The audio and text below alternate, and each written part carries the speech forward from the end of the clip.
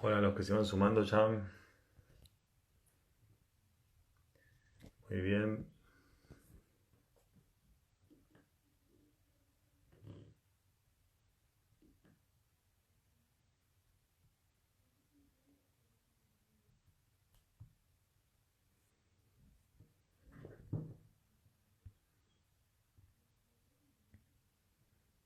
Ahora cuando se conecte Mario ya empezamos. Buenas tardes a todos. Los voy recibiendo.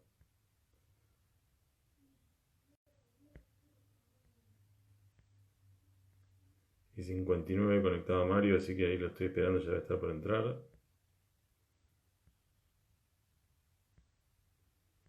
Veo un montón que ya están entrando, muy bien.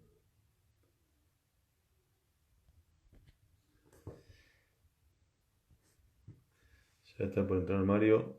Son y 59, ahí está. A ver.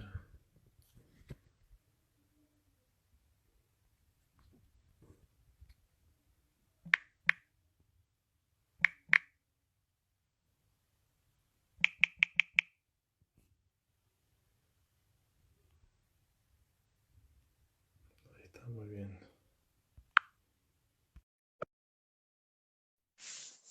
Ya tenemos más de 300 entrenadores. Hola, A Mario. ver, ¿qué haces, Sherman? Primero parado el teléfono que estás en ¿Lo pongo costado. parado? Sí, sí, porque si no Ah, estás ok. así. Yo me veo perfecto así. Ok, sí. Ahí está, ahí estamos, perfecto. Muy bien, ¿Para qué le genial. saco esto?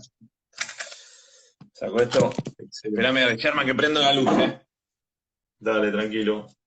Muy bien, ahí estamos ya entrando con todos. Ya son las 3 de la tarde, tenemos más de 400 entrenadores metidos. Excelente. ¿Ahí ves Muy bien, bien. Sherman? ¿Estoy medio oscuro? ¿Abro más la ventana o...?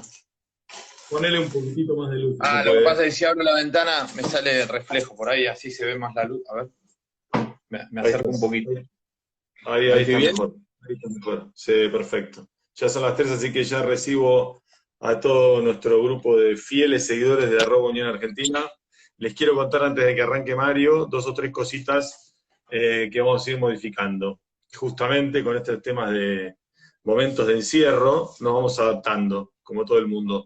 Fuimos haciendo nuestras adaptaciones. Acuérdense que Nico empezó con esos cartelitos que él lo llamaba artesanales, después el Negrito Gaitán hizo lo mismo, Marcelo Sacco se puso un televisor atrás, Diego Sívori usó un maniquí, y acá Mario viene con una presentación. De a poco nos vamos adaptando para mejorar, ¿no? Hablando bien en serio, nosotros lo que buscamos es que estos Instagram Live nos vamos adaptando para que cada vez sean más didácticos y ustedes puedan llevarse lo más que se pueda, que se vaya pareciendo cada vez más a una capacitación. Y todo lo que, no solamente lo que dice Mario, si encima lo refuerza con una presentación, va a tener mucho más llegada. Ese es un punto importante.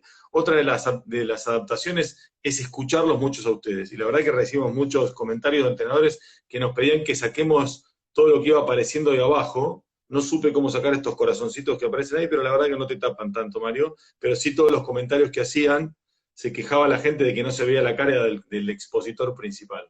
Entonces hoy no vamos a tener esos comentarios, pero nos tomamos el trabajo de mandarles a ustedes la posibilidad de que hagan preguntas, y ya tengo acá más preguntas de las que vamos a poder responder. Otras, como nos pasa siempre, yo sé que ya las va a responder Mario en el tema que tiene, y las otras se las vamos a hacer al final. O sea, vamos a cortar un ratito antes para poder hacer las preguntas. Con respecto a esas preguntas también,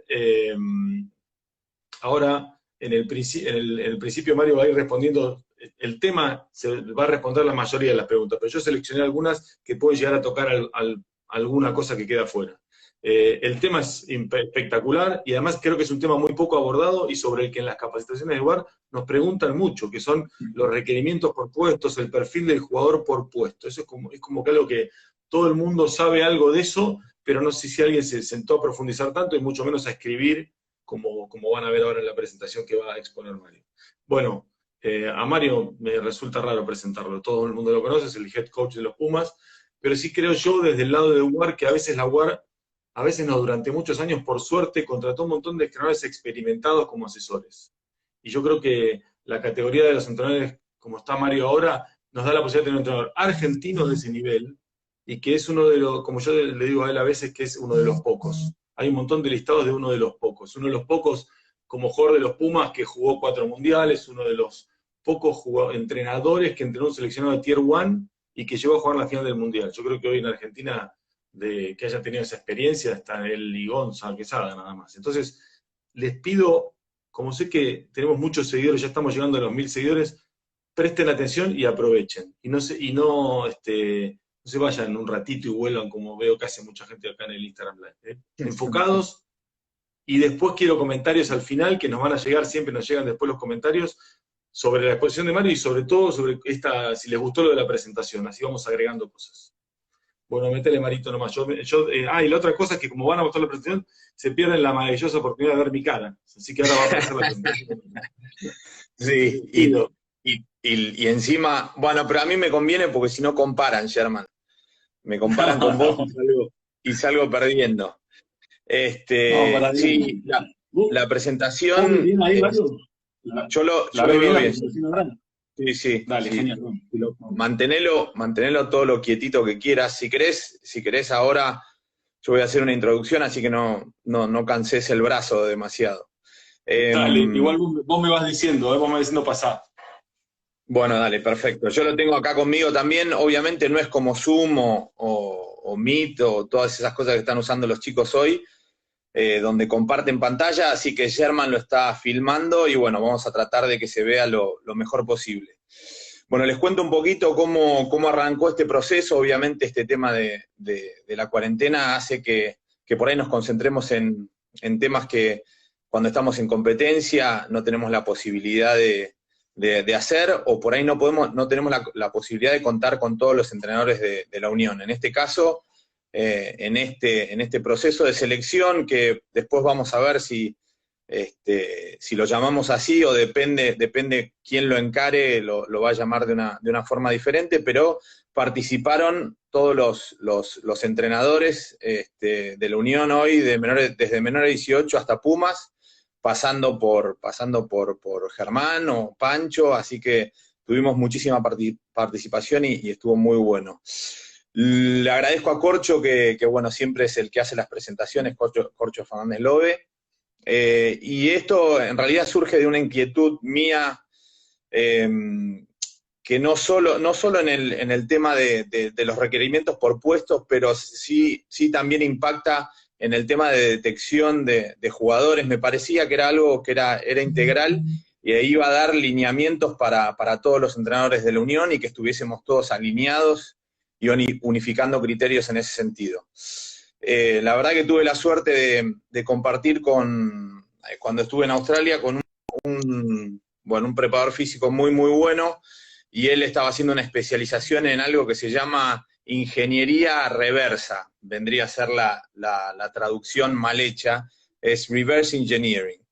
Generalmente nosotros elegimos jugadores y los elegimos por cosas técnicas, una vez que están en nuestro radar, como pueden ser chicos de 16, 17, 18 años, y después los tratamos de transformar en el jugador que nos gustaría para selección. Queremos que lleguen a un producto terminado, y disculpas de hablar de producto cuando estamos hablando de chicos, pero queremos llegar a un jugador que vamos a terminar en Pumas, y que no siempre es así por cosas físicas o nutricionales y demás. Y entonces esto de la ingeniería reversa, no sé si es reversa, pero el reverse engineering es al revés. Es pensar en el jugador que queremos en selección, pensar en ese jugador que nos va a representar en los Pumas, y de ahí hacer todo el proceso para atrás. Si vas, Sherman, a la próxima diapositiva, espero que se vea bien. Ahí no, alejate un poquito. En realidad, lo que dice en esa yo les voy diciendo, generalmente, bueno, qué jugadores tengo, cuáles son sus características, y decido cómo jugar. Esto de ingeniería para el otro lado, digamos, en el sentido contrario, es al revés. Yo decido cómo quiero jugar y qué jugadores necesito para jugar, y después voy para atrás y bueno, cuáles deben ser sus características, y llego a quién elijo para jugar. Obviamente, alejate un poco, Germán, espero que se vea bien.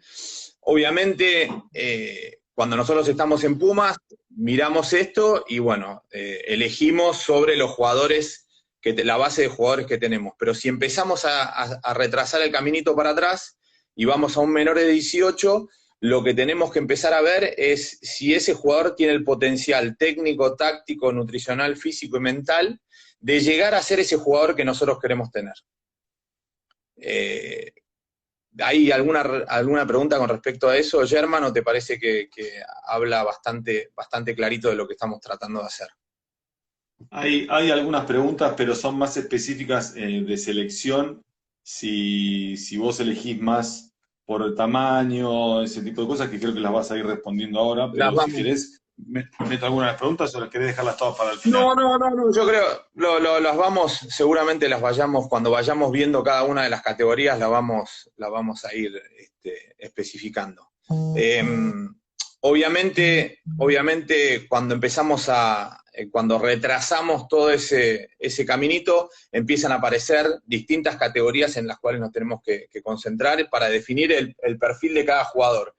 Y el perfil de cada jugador, más allá del nombre o de cosas que son propias a un jugador en particular, definir el perfil de cada puesto, ¿no? ¿Cuáles son las cosas importantes de cada puesto?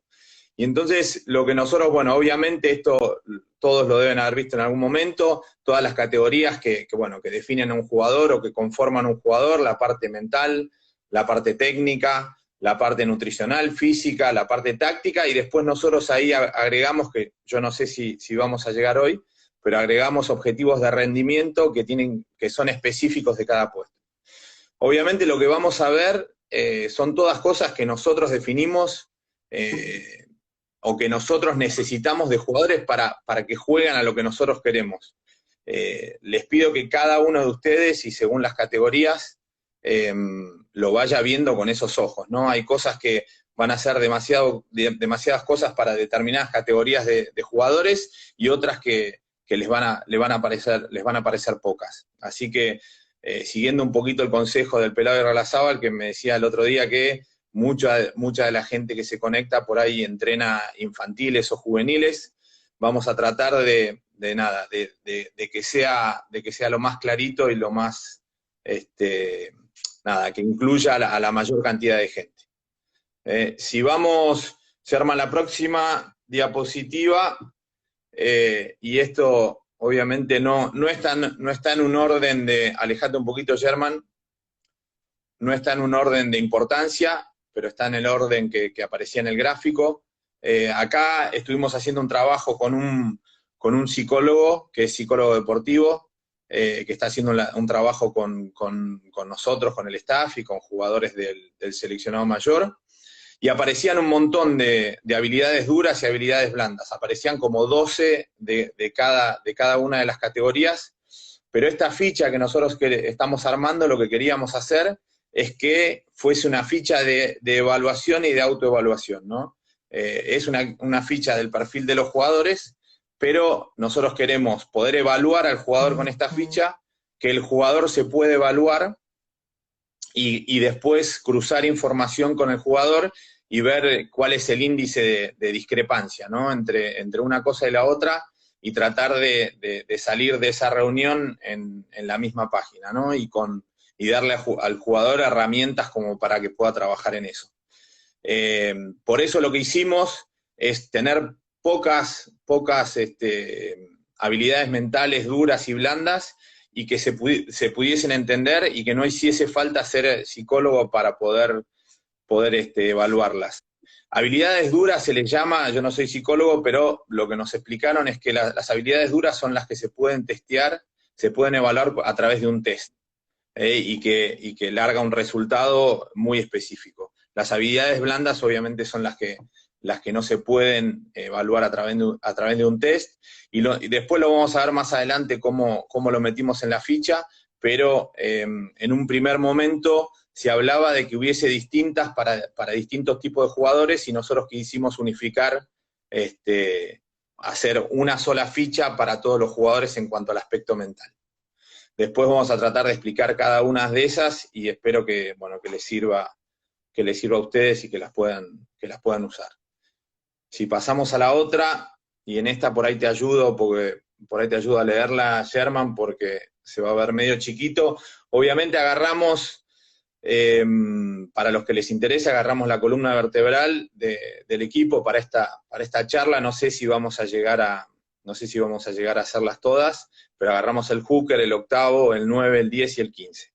En el caso del hooker, obviamente acá aparece el scrum, el line, y pone un porcentaje arriba del 90% de efectividad en el tiro, el line, destructor en los molds adversos, defensa, asistente interno-externo, ganar la formación, defensa, tackle dominante en espacio y cerca del rack, defensa, mucha presencia en los racks adversos. Acá obviamente hay partes artesanales, como le llama Germán, donde vos por ahí tenés un hooker que pesca más o menos, pero no es determinante para el puesto. Defensa, lanzamiento, tercer defensor, y bueno, acá hay cosas que son características de nuestro juego, y nosotros lo paramos como tercer defensor al hooker muchas veces, que puede ser o no el caso del resto de los equipos, y obviamente puede ser o no el caso de los jugadores que tengan ustedes en sus equipos. Duelo con pelota, avanzar en el contacto, de pie y empujando con las piernas, líneas de carrera, ángulo, recto y adentro, recto y afuera, líneas de carrera bajo presión, pase, espalda, duelo con gancho y cross. Obviamente gancho y cross son como llamamos nosotros a las células de los forwards. En el rack también acá aparece una palabra que nosotros usamos, que es trifulca en zona de combate, que quiere decir que, bueno, que tiene que participar con urgencia y tratar de casi que no se forme ese rack. Y bueno, y después de nuevo dice rack, consolidar en zona de invasión, levantador, apoyo del centro en las salidas del rival. Obviamente acá hay cosas que son muy características de nuestro juego, que de nuevo les pueden servir o no, pero nosotros armamos este perfil en función a lo que nosotros le pedimos adentro de la cancha al hooker. Esto se le ocurrió al negro Gaitán, a Martín Gaitán, de hacer un mapa de cada puesto con todo lo que le vamos a pedir. Otra de las suertes que tuve fue trabajar con Mick Byrne, que es la persona que armó todo el sistema de destrezas de los All Blacks durante 11 años, y él siempre decía que hay muchísimas cosas importantes por puesto, pero que cruciales hay 3 o 4. Hay 3 o 4 cosas que tiene el jugador, que no solo lo pone en cancha, sino que con esas 3 o 4 cosas va a solucionar el 85% de las situaciones que se le pueden llegar a generar en un partido. Sherman se adelantó y lo está mostrando. Gran timing, ¿no? Delante fue buen timing, ¿no? ¿Cómo? Buen timing, digo, ¿no? Delante, cuando dijiste crucial, hice track, impresionante. Bueno, y entonces él decía que había muchas importantes, pero que cruciales había pocas. Y nosotros lo que definimos para el hooker es, bueno, en el Scrum, aspectos técnicos, obviamente también acá, y hablando con los entrenadores de menores de 18, menores de 20 y demás, lo que estuvimos diciendo que acá hay un doble clic que puede ser más o menos extenso en función de la etapa de desarrollo del jugador, ¿no? Uno esperaría que en los Pumas pasemos menos tiempo, por lo menos en recordarles aspectos técnicos. Obviamente después en el entrenamiento se sigue haciendo, pero por ahí en un jugador de 18 o 20 años se va a trabajar más esos aspectos técnicos, y obviamente se le va a tener que enseñar esa parte. Después, bueno, el line arriba de 90% de efectividad. En la defensa, asistente interno-externo, ganar la formación. De nuevo acá, obviamente va en la calidad de cada jugador, pero hoy vemos muchísimos hookers que disputan esa pelota, y en el caso de los Pumas, todos los jugadores que están en nuestro radar son jugadores que pescan. Y después duelo con pelota, avanzar en el contacto, de pie y empujando con las piernas. Pero lo importante acá es el tema de las cosas que son importantes y las cosas que son cruciales, ¿no? Podemos pasar a la otra. Acá, Sherman, alejate un poquito. y esto tiene que ver con algo que estamos trabajando nosotros de enfocar el aprendizaje del juego y, bueno, y el entrenamiento y mismo en los partidos a partir de espacios y roles y que los jugadores conecten urgentemente con esos espacios y roles. A ver, subí, Sherman, por favor.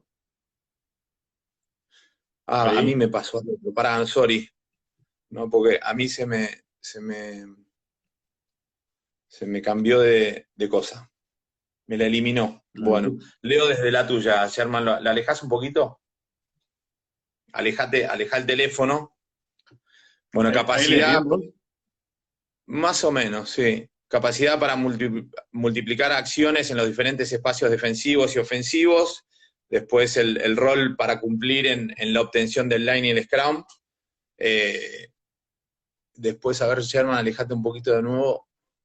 Pasa que si me alejo ves menos. No, veo más porque veo todo. Para multiplicar acciones en los diferentes espacios ofensivos y sus roles. Y después liderazgo en el scrum, ¿no? ¿Cuál es la diferencia entre la parte táctica y la parte técnica? Generalmente la parte técnica, obviamente, viene... porque se me está, ¿cómo se llama? Viene, ¿cómo se llama? La parte técnica tiene que ver con las destrezas individuales y por puesto, y obviamente la parte táctica tiene que ver con su rol dentro del sistema, ¿no? Con el resto de los jugadores. A ver, Sherman, si puedo volver a eso. Bueno, no importa. Lo último fue el liderazgo en el Scrum. Liderazgo en el Scrum. Sorry, pasá la ficha, Sherman, y vamos a ir... Acá sí me lo tenés que acercar. Mario, vos decime a qué lugar me acerco, porque acá sí que no se lee un pomo. Sí, se me había borrado nada más que ese... me había borrado okay. que esa filmina, esa diapositiva. El que vos mencionás yo me acerco, porque no van a leer. Dale, perfecto. Bueno, y cuando, obviamente, en esta ficha vamos a tener por columnas y por líneas, la parte técnica, la parte táctica, física, nutricional, mental, las habilidades duras y las habilidades blandas.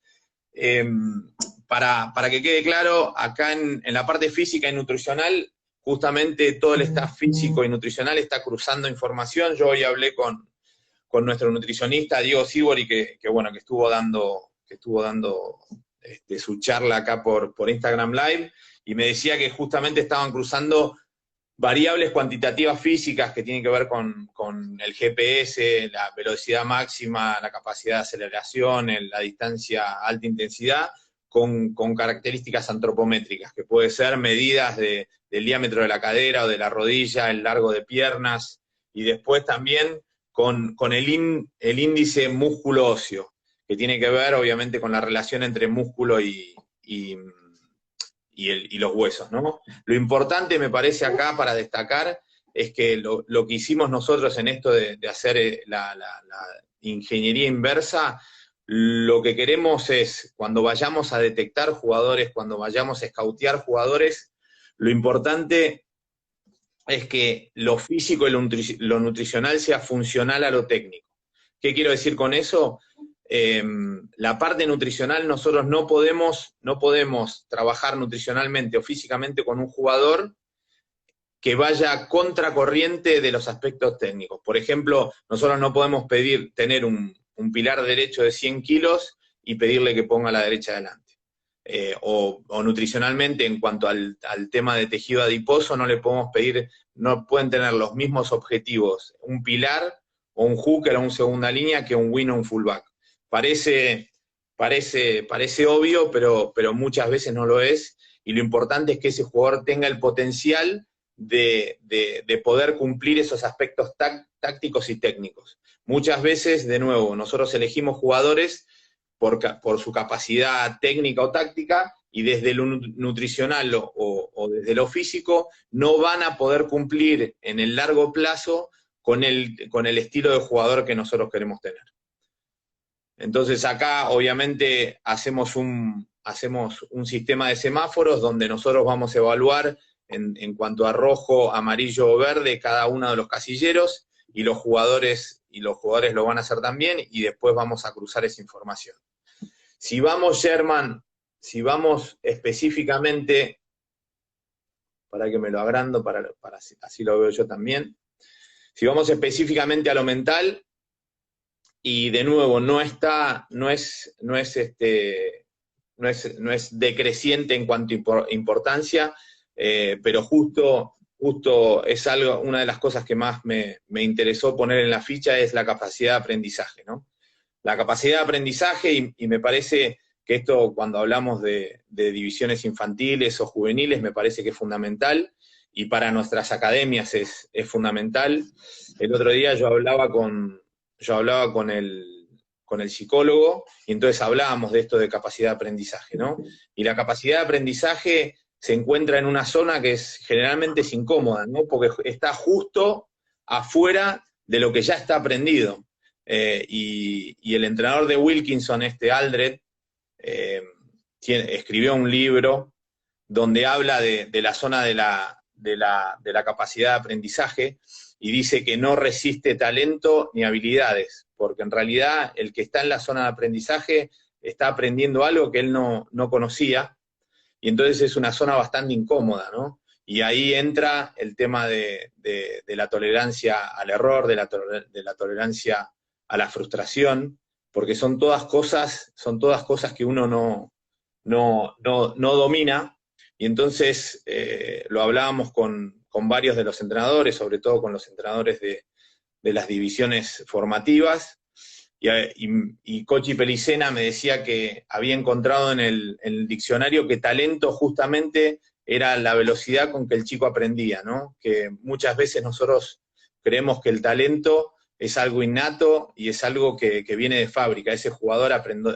vino de fábrica pasándola así o pateándola así, y después cuando analizamos con más detenimiento o tuviste la suerte de compartir equipo con un tipo como Juan Hernández, ves que es un tipo que trabaja más que el resto, ¿no? Lo que tiene seguramente es una capacidad a tolerar el error y la frustración y perseverar sobre eso, y generalmente esos tipos son los mejores del mundo, ¿no?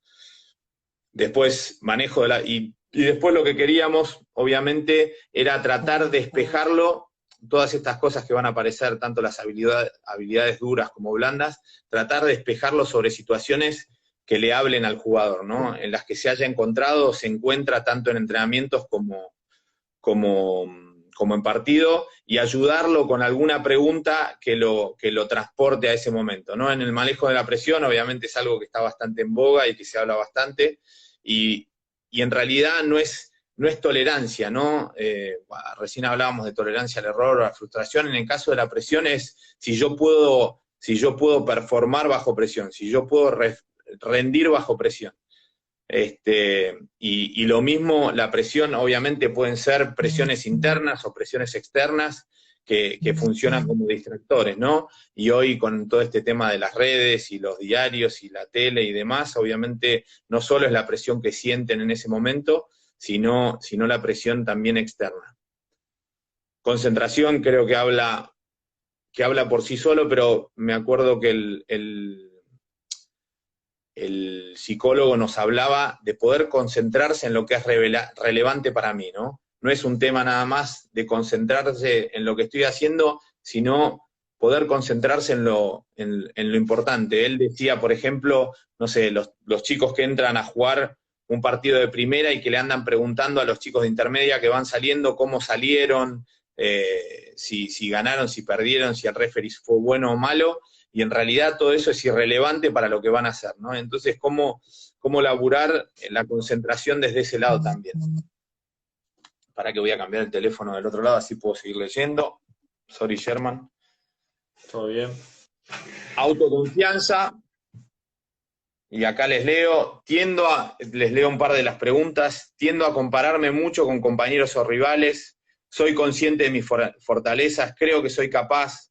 Acá me parece que es importante el tema de las fortalezas y la preparación, ¿no? Muchos de los chicos se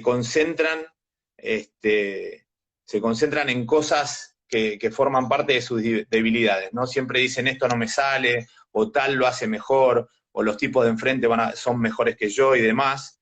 en lugar de concentrarse en las fortalezas, ¿no? Y me parece importante también a nosotros como entrenadores, nosotros elegimos a los chicos según las fortalezas.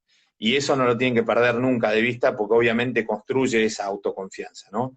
El tema de que los chicos sepan y desarrollen y fortalezcan los puntos fuertes en su juego. Y después el tema de creer que es capaz. Y creer que es capaz obviamente viene a partir de la preparación, del entrenamiento y demás. Ahora, para que voy a ética de trabajo, es la otra de las habilidades duras. Me considero un deportista altamente motivado, me entreno y comporto para superarme, y acá, obviamente, en cuanto el otro día yo hablaba con Juan Pibianchi, me había invitado a hablar con los chicos de menores de 15, de alumni, y ellos ya justamente estaban construyendo con los chicos hábitos saludables, ¿no? Y rutinas de alguna forma precompetitivas y demás. Y en realidad la ética de trabajo obviamente la podemos evaluar de diferentes formas según la edad de los chicos, y tiene que ver con cómo hacen los chicos las cosas, ¿no? Cómo se entrenan, cómo se cuidan, cómo descansan. Después el tema de la motivación, uno quiere creer, por ejemplo, en el caso nuestro, de chicos que están jugando en los Pumas, que sí son tipos altamente motivados, porque difícilmente hubiesen llegado a los Pumas si no estuviesen altamente motivados, ¿no? Y después esta cosa de superarme en cada entrenamiento, ¿no? De tratar de ser mejor todos los entrenamientos y todos los días. A ver, me vuelvo a cambiar para el otro lado. En cuanto a las habilidades blandas, la primera que aparece ahí es persona de equipo. Soy genuino hacia el grupo, puedo poner los intereses del equipo por encima de los míos. El equipo está por encima de todo. Obviamente esta, más allá de que no se puede medir en un test, yo creo que todos tenemos una percepción de cuáles son los comportamientos que tiene que tener una persona de equipo, ¿no? Y realmente hace carne todo esto que está escrito acá, todas esas preguntas, y la última, obviamente, la más importante, si el equipo está por encima de todo. Es muy fácil darse cuenta de una persona que, por un lado, va a decir que el equipo está por encima de todo, pero después, cuando se queda fuera de los 15, cuando se queda fuera de los 23 o fuera de los 30, su comportamiento empieza a ser por ahí perjudicial para el equipo, ¿no? Empieza a tomar decisiones que ponen en jaque los valores del equipo, los pilares del equipo, la identidad, o el sentido de pertenencia. Así que yo, más allá de que obviamente no haya un test característico para evaluar esto, yo creo que todos nos podemos dar cuenta de si una persona es una persona de equipo o no. Conciencia en sí mismo, y esta es fundamental, y también me parece que cuanto más temprano arranquemos, mejor es. Conozco las metas que son importantes para mí, me considero una persona que sabe lo que le hace bien, soy consciente de mis miedos, temores, virtudes, debilidades. Esta también, obviamente, fue una que nosotros decíamos cómo hacíamos para evaluarla. Y en realidad lo que hace esta ficha y lo que hace el tema de poner todas estas habilidades mentales nos obliga a conocer más a los jugadores, ¿no? En el caso de la conciencia de sí mismo, obviamente, únicamente si tenemos un lazo fuerte y conocemos bien a los jugadores, nos vamos a enterar si el jugador tiene metas, tiene objetivos, si es consciente de sus miedos, de sus temores, de sus debilidades. Así que me parece que esta, más allá de no poder testearla, creo que es importantísima porque nos obliga a tener un lazo más profundo con el jugador. Después, fuerza de voluntad. Soy perseverante en mis metas, las puedo conseguir.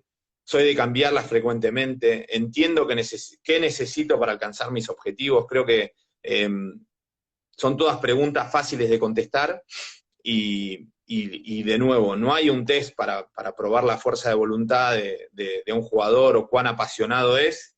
Pero en actitudes adentro de la cancha, en actitudes en entrenamiento y demás, creo que nos podemos hacer una idea bastante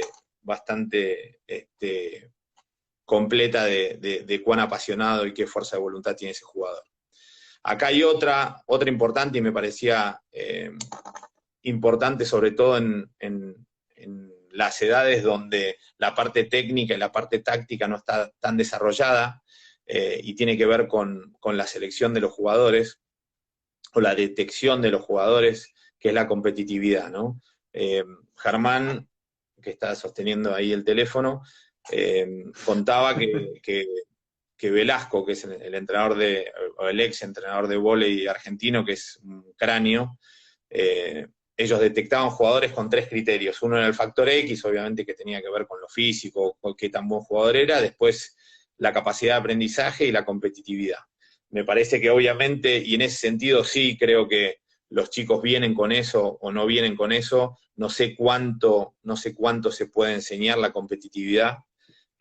Sí se lo puede exigir, sí se lo puede poner en un contexto donde tiene que competir, pero me parece que eso viene de la genética.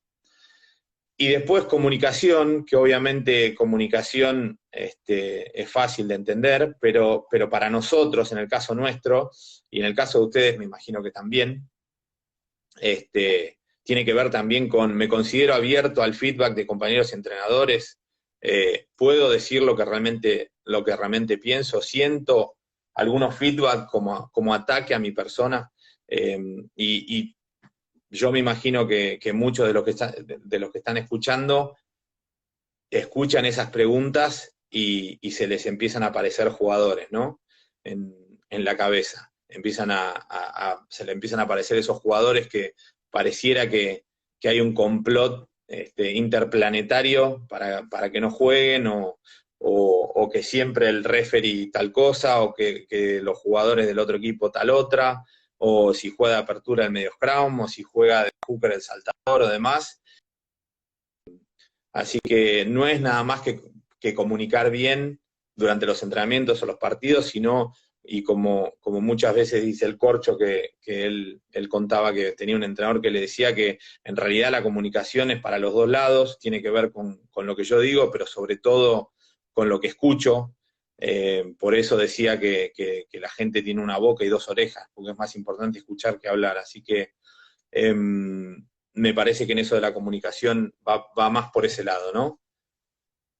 ¿Alguna, vos, Sherman, que tenés las preguntas, alguna pregunta con respecto a la ficha?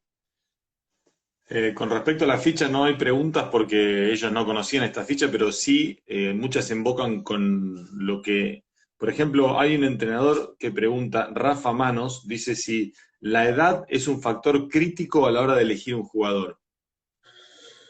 Mirá, Warren Gatland siempre dice, ¿no? Dice que good enough, old enough. Dice que si el jugador es lo suficientemente bueno, puede jugar. Y yo creo que, bueno, en Argentina y desde siempre y en los últimos años hay buenos ejemplos, hasta en puestos donde uno esperaría que se desarrollen más tarde o florezcan más tarde. No sé, se me ocurre Maico Vivas como pilar izquierdo en una edad que, viste, a los 20 años debutar en Pumas, lo mismo Lucio Sordoni, no sé, Santi Carreras, no quiero hacer nombres, pero me parece que nada, si el jugador es lo suficientemente bueno,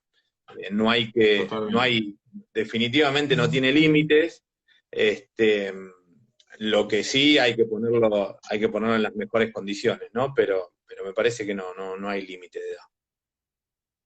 Y ahora que hiciste una descripción tremenda de la parte mental, tanto en lo duro como en lo blando, Gastón Sánchez Melida pregunta, ¿cómo preparan a un jugador mentalmente antes de un partido importante? Como si hay alguna diferencia o con Si hay respecto una a todos estos diferencia, temas. si el partido es importante. Sí, ¿y cómo sería una preparación? ¿Sería algo especial? Sí, mirá, en realidad lo que hay que tratar es de que las semanas se parezcan, ¿no? Nosotros siempre consideramos que las cosas que hacemos son importantes y no deberían ser más importantes para un partido como para otro, ¿no? Y no deberían cambiar tanto las rutinas de los jugadores como para que ellos sientan más presión o sientan que las cosas cambian. Yo creo que tiene que ver con la preparación, le pasa a uno como jugador, o le pasó a uno como jugador y lo mismo como entrenador, y tiene que ver con si uno hizo las cosas que consideraba que tenía que hacer para preparar de la mejor manera el partido, ¿no?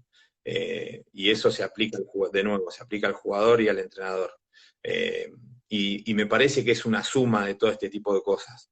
Obviamente, nosotros incluimos hoy a un psicólogo deportivo y también está Stanislao Bastrach, que está haciendo un trabajo muy, muy bueno con los menores de 20 y con los directores de academias y demás, y que son capacitaciones que nosotros también presenciamos, para tener las herramientas, ¿no? Que no sea solo un tema de evaluación, sino darle las herramientas para que los chicos mejoren en cada una de estas categorías. Y la última, antes de que pases al siguiente puesto, Martínez Chegaray pregunta, ¿qué es lo que más evaluás cuando vas a elegir a un jugador? Si te orientás más por el lado de la técnica o de la experiencia que él tenga. Mirá, yo creo que acá, y para abrirla un poquito más a la pregunta, me parece que tiene que ver con el estadio donde está el jugador, ¿no? En el caso nuestro es, no solo todo eso que dijo es importante, o sea, las dos cosas, no una sola cosa y eso inclina la balanza, sino también entra en línea de cuenta el tema de la complementariedad. Viste, hoy no sé, en una tercera línea vos deberías tener a alguien que sea más aéreo, un tipo y después un tipo mejor en el suelo, tendrías que tener un ball carrier también, o sea que no hay una sola cosa que inclina la balanza. Lo que sí, para nosotros, lo que inclina la balanza ante igualdad de condiciones tiene que ver con esto de las cosas cruciales de las que hablábamos, ¿no? Estas 4 cosas, por ejemplo, para el hooker, si los tipos en el resto de las cosas están iguales, lo que va a definir si el tipo se gana el puesto o no, porque en definitiva los jugadores se ponen y se sacan, van a ser esas 4 cosas. Como decía al principio, obviamente hay cosas que depende de la edad del jugador, van a incluir más cosas en esas cosas cruciales o importantes. Lo que no nos puede pasar, por lo menos en nuestro sistema, en la Unión, lo que no puede pasar es que no esté una de estas cosas cruciales en cualquiera de los equipos. Por más que el chico tenga 18 años, es importante que él entienda que las cosas cruciales para un hooker son estas 4 que aparecen acá. Son todas importantes y obviamente en el desarrollo del jugador nos vamos a concentrar en todo el abanico de cosas, pero de nuevo, en un jugador más terminado que llega a la selección mayor, donde uno entiende que el jugador ya domina un montón de aspectos técnicos del juego, lo que va a inclinar la balanza son los aspectos cruciales. Que obviamente, y después del ingreso en el Super Rugby, hay cosas que por ahí se desdibujaron y hoy la gente piensa, o hasta los mismos jugadores en algún punto piensan que hay que para un primera línea, por poner un caso gráfico, es prioritario el tema de cómo se desplace, cuánto corran, cuán rápido se levante del suelo, cuántos tackles meta, y la verdad que me parece que en el orden de prioridades el Scrum es primordial, y que después lo otro lo podemos trabajar, pero seguramente entre un pilar derecho que sufra en el Scrum se desplace un montón, y un pilar derecho que se desplace un poco menos, porque estamos hablando de un jugador de selección, pero que se desplace un poco menos y te asegure la formación, seguramente jugará el que domine la formación, ¿no? Y después hay algo, Germán, en cuanto a esta ficha, y ojalá haya sido lo suficientemente clara, y los hayamos, con esto de filmarla así, los hayamos ayudado un poquito a leerla. Creo que lo fundamental es cómo la parte física y la parte nutricional se subordina a la parte técnica, de nuevo, y tiene que ver con el jugador que vamos a ir a buscar cuando tiene 16, 17, 18 años, tiene que tener el potencial de llegar a esos aspectos técnicos y tácticos. Si nosotros detectamos un jugador y por las medidas antropométricas y las variables cuantitativas físicas, el jugador no va a poder darnos eso técnicamente, me parece, no me parece, estoy seguro que vamos a perder el tiempo nosotros y va a perder el tiempo el jugador. Seguramente en el camino haya muchísima frustración porque empezás a decir, ¿y por qué no puede hacer esto? ¿Por qué no puede hacer lo otro? Y bueno, seguramente sea porque nutricionalmente y porque físicamente no puede llegar a darnos el objetivo que nosotros nos planteamos como jugador de selección. Entonces, nosotros invertimos un poquito el tema en decir, pensemos en cuál tiene que ser el jugador ideal en selección mayor y subordinemos, en cuanto a la detección, subordinemos la parte física y nutricional a eso, ¿no? ¿Cómo nos puede ayudar la parte física y nutricional en la detección del jugador para más adelante en el camino tener el jugador que nosotros queremos tener? Decime, Sherman, si es claro lo que estoy explicando. No, ahora te voy a hacer un comentario. Le acabas de responder con este último comentario una pregunta a Santi Leopold, que te preguntaba si el físico es el primer requerimiento de selección y después van las destrezas, o es al revés. Ahí acabas de dar la pauta de que la parte física es determinante. Totalmente, pero me gustaría que como lo de los requerimientos por puesto y especialmente los determinantes o los cruciales, es algo que seguramente los entrenadores están reinteresados, así que ¿querés que repasemos algunos más técnicos de otros puestos que tenés ahí en la presentación? Dale. Ahora acá venía el octavo, esto es igual, esto Sí, las habilidades duras, pero sí, vamos a la parte mental es igual. Después te ayudo ahí leyendo, obviamente, dominio de la base, línea de carrera, ángulo recto y adentro, recto y afuera, líneas de carrera bajo presión, manos, duelos en semiataque, duelo con pelota, evasión, duelo con pelota, avanzar en el contacto de pie y empujando con las piernas, en el line, segunda, tercera opción en el line, posible líder de line, defensa, tackle dominante en el espacio, defensa, tracking, defensa, tackle, judo, post cajones propios perdidos. Judo es hacer una toma y traerlo para nuestro campo. Defensa. Y tracking también explícalo, Marito, tracking también explícalo, más detalle. Y tracking generalmente se habla de tracking cuando quedamos cadera interna y estamos controlando en defensa. Y bueno, obviamente no nos tenemos que pasar de esa cadera interna y en el momento que nosotros llegamos al contacto, atravesarlo empujando siempre con la pierna de adelante, ¿no? Que es distinto a, obviamente, un tackle frontal. Este tipo de defensa generalmente la van a hacer, en este caso, bueno, pusimos al tercera línea, pero es de la tercera línea para afuera. Es difícil que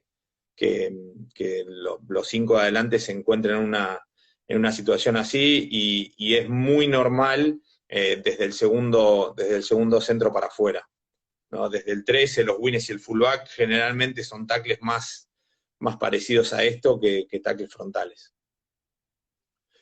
Después estábamos en defensa. Así, ¿se entendió, Sherman, te parece? ¿O querés agregar algo vos? No, está genial. Iba a recordar que estábamos por el asistente interno y externo en la defensa. Perfecto. Y ganar la formación, trifulca en zona de combate, hablábamos de la trifulca lo mismo que en el hooker, que de la urgencia en participar de esa situación de contacto. Obviamente si la podemos definir con el jugador de pie, mucho mejor, y por más que se transforme en el rack, tenemos que llegar casi como para evitar que sea un rack. Después en el rack, consolidar en colectora, nada, es en los canales más externos. Obviamente siempre se dice que entre 15 y 15 hay que limpiar lejos de la pelota para que el medio scrum pueda eyectar rápido, y adentro de las 15 generalmente se consolida ese rack. Bueno, y las salidas, recepción de salidas rival, recuperación, salidas propias en zona 3 y 4. Acá obviamente, cuando hablábamos hace un ratito del tema de la complementariedad, después cada uno lo puede manejar dentro de la tercera línea como le parezca, o obviamente con los jugadores que tenga disponibles, ¿no? Pero era lo que decíamos hace un ratito. Generalmente en la tercera línea vas a tener 1 o 2 ball carriers, definitivamente el octavo tiene que ser 1. Tenés que tener 1 o 2 opciones de line. En este caso nosotros elegimos que fuese el octavo, pero depende del equipo de cada uno, puede ser un jugador diferente.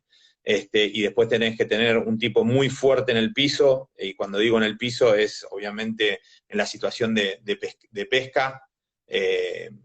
Los anglosajones, nada, le dicen el lado abierto, el lado cerrado. El lado abierto es el que es fuerte arriba de la pelota, que es el típico 7 australiano, como podía ser George Smith o o Pocock, y el 6, en el caso nuestro, por ejemplo, un perfil de 6 es Marcos Kremer, un jugador más grande, más pesado, más físico, que generalmente se va, en el scrum, por ejemplo, se va a poner atrás del pilar derecho y demás.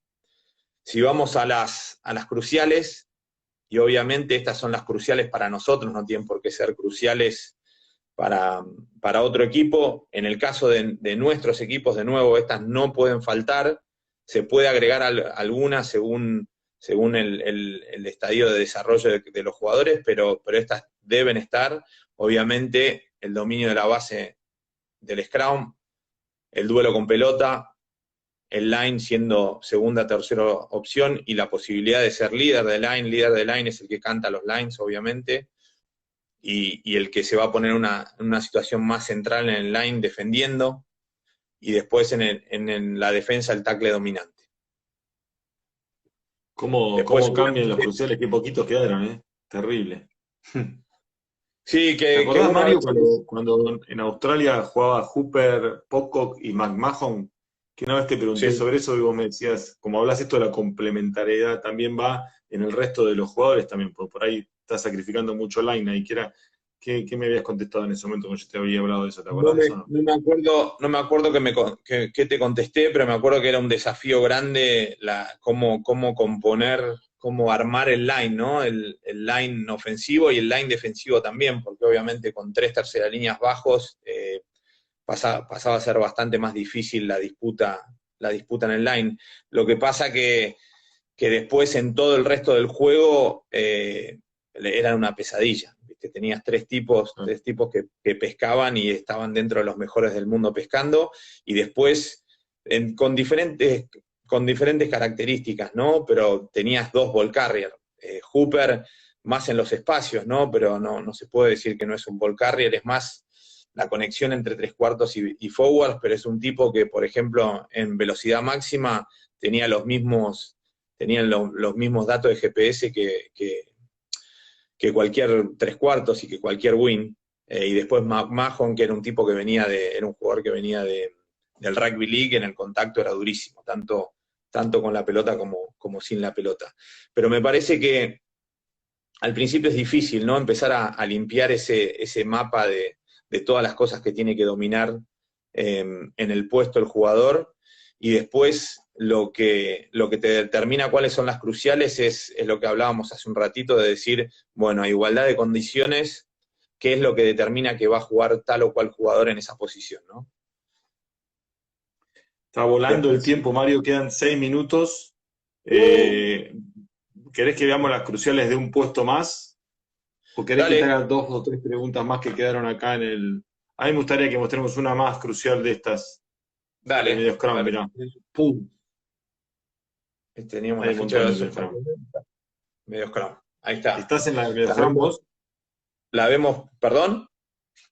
¿Estás en la de medio scrum vos? La tengo. Sí, la tengo, la pasamos rápido. Pase veloz y rectilíneo. Acá dice entre las tetillas y el ombligo del receptor, buscar atravesar los 45 grados. Pase desde el rack corriendo, desde la base y todas sus opciones.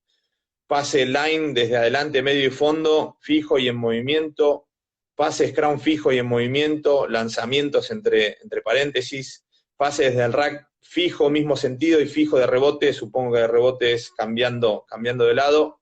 Pase, carrera optimista, el negro nada tenía que ver con el apoyo. Pie, cajón y toda la especificidad de ese pie.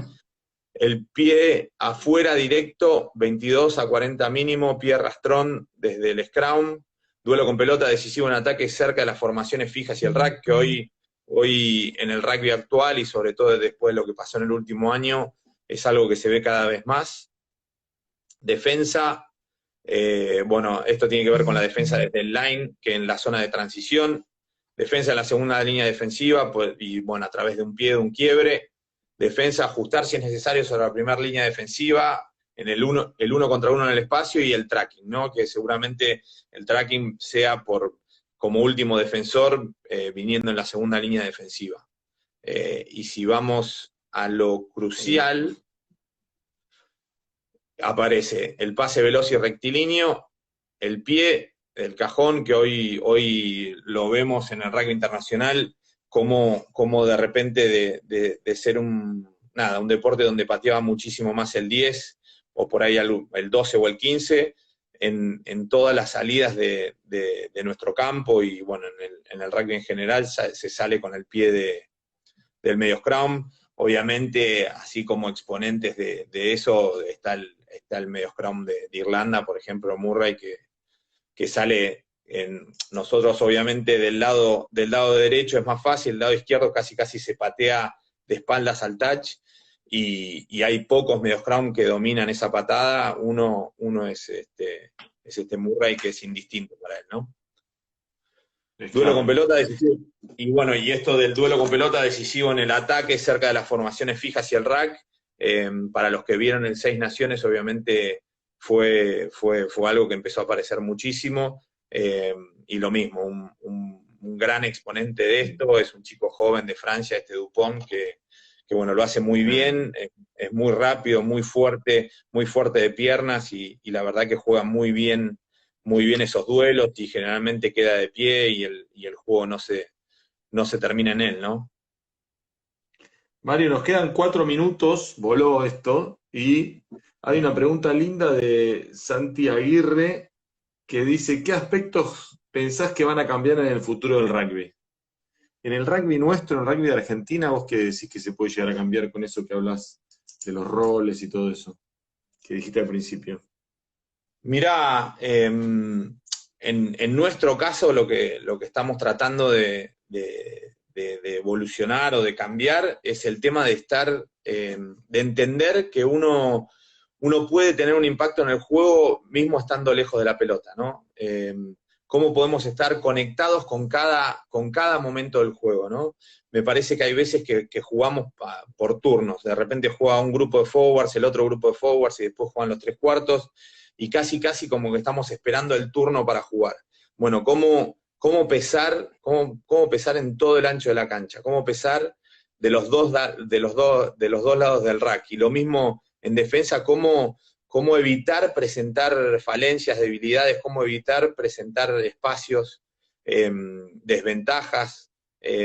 Así que me parece que tiene que ver con el estar conectado, con que todo el equipo esté conectado todo el tiempo, que se juegue en ataque y que sea siempre una ola compacta que sube, y que obviamente si no se quiebra se vuelve a reorganizar, pero que el otro equipo sienta que es el equipo entero que ataca. Y lo mismo en defensa, ¿no? Que sea una pared todo el tiempo, y que a través de definir roles específicos en los diferentes espacios de la cancha, todos los jugadores tengan un trabajo específico en ese momento.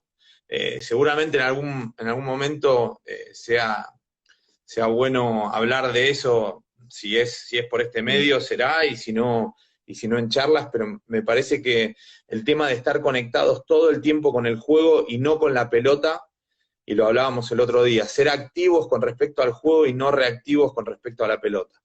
Hay muchos jugadores que se encienden cuando la pelota se empieza a acercar y desconectan cuando la pelota se aleja, y definitivamente en un juego donde más allá del 95% del tiempo no tenemos la pelota, es fundamental que aprendamos a jugar sin la pelota, y saber que podemos tener un impacto muy importante, mismo estando bien alejado de la pelota, generando ventajas para el equipo, ¿no? Y nosotros, entrenadores, que también nos concentramos mucho en todos los ejercicios que tienen que ver con pelota, y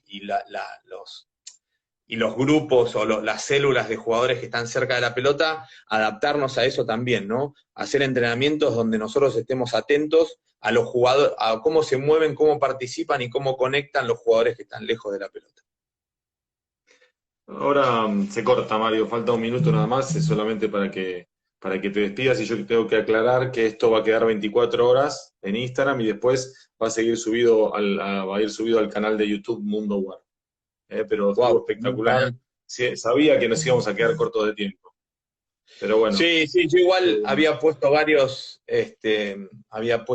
puestos, por si llegábamos, pero me parece que lo importante de estas fichas, si les sirve para algo, tiene que ver con hacer el camino contrario a lo que uno está acostumbrado, ¿no? Decir, bueno, quiero jugar a esto, bueno, ¿qué jugadores necesito para jugar a esto? Bueno, y de ahí elegir a los jugadores en función a eso, ¿no?